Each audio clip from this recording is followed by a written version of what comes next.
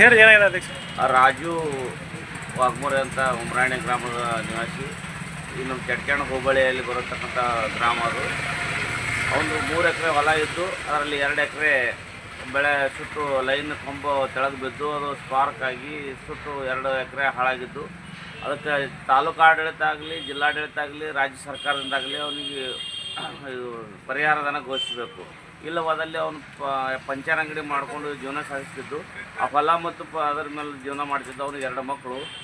ಇದರಿಂದಾಗಿ ಅವನಿಗೆ ಪರಿಹಾರ ಏನೂ ಸಿಗಲಿಲ್ಲ ಅಂದ್ರೆ ಅವನು ಭಾಳ ಅಸ್ತವ್ಯಸ್ತ ಆಗಿ ಸಾಯುವಂಥ ವ್ಯವಸ್ಥೆ. ಅವನಿಗೆ ಆಗೆಲ್ಲ ಆಪ್ರೇಷನ್ ಆಗಿದೆ. ಅವನು ಬದುಕುವಂಥ ವ್ಯವಸ್ಥೆ ಭಾಳ ಕಷ್ಟವಾಗಿದ್ದು. ಇದಕ್ಕೆ ಸರ್ಕಾರ ಆಗಲಿ, ಜಿಲ್ಲಾಡಳಿತ ಅಥವಾ ತಾಲೂಕು ಆಡಳಿತ ಆಗಲಿ ಇದು ಬರ ಪರಿಹಾರ ಒಂದು ಪರಿಹಾರ ಮಾಡಬೇಕು ಅಂತ ಹೇಳ್ತಾರೆ ವಿನಂತಿ. ನಾನು ತಾಲೂಕು ರೈತ ಸಂಘ ಅಧ್ಯಕ್ಷ ವಸಂತ ಬೇರಮಡಿ, ಉಮ್ರಾಣಿ ಗ್ರಾಮ ನಂದು.